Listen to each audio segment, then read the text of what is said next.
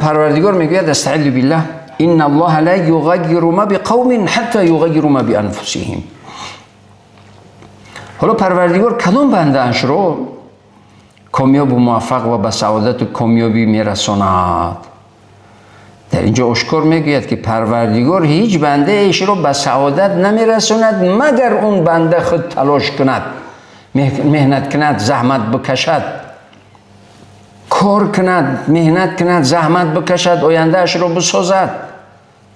حکیم میگوید طوبى لمن جمع بین همت الشباب و حکمت الشیوخ. خوشا به حال جوانی که نیروی جوانی رو، قوه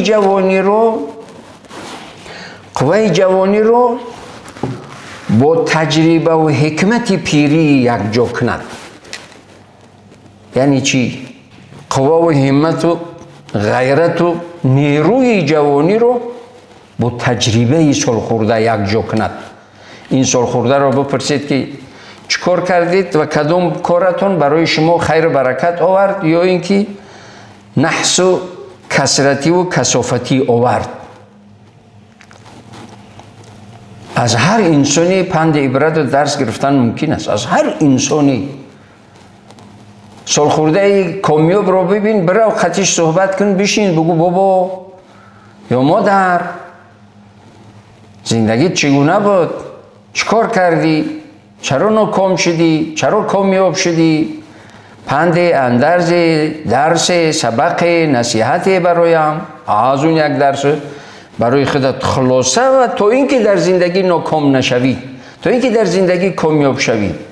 کامیابی رو، ناکامی رو هستن در زندگی. ما داریم انسان‌های کامیاب، داریم انسان‌های ناکام، داریم انسان‌ها پدر و مادرایی هستن که بالای چشم دیده ای فرزندان هستن و پدر و مادری هستن که زیر پای فرزندان خار و ذلیل هستن. ما انسان‌هایی داریم عالم و دانشمند و با حکمت و با عقل و فراست زندگی کردن، بسا با عزت و با برکت زندگی دارن. از اون میره بپرسیم، از اون درس عبرت میگیریم، سبق میگیریم. و اونهایی که نخوندن، نه آموختند، بیسواد هستند، جاهل هستند، از اونها درس میگیریم. برای همین میگه خوشا به حالی جوانی که نیرومندی جوانی و تجربه و حکمت پیری رو یکجا کند، بس انسانی کامیاب و موفق میشود.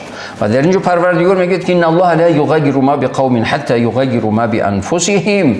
پروردگار هیچ کسی رو به سعادت نمیرساند مگر اون انسان کوشش کند، مگر اون انسان تلاش کند، مگر اون انسان مهنت کند، مگر اون انسان زحمت بکشد.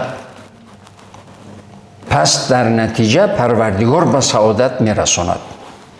حالا میشه گاه میبینیم که انسانی هستن که از 24 ساعت قریب 20 ساعت، 18 ساعت، 16 ساعت مهنت میکنن، تلاش میکنن، هیچ نیست که چیز موفق شوند. برای همین هم دانشمندان اسلام میگویند که شما باید سن سال جوانی رو با علم آموزی پسی سر کنید، چون که علم نور است.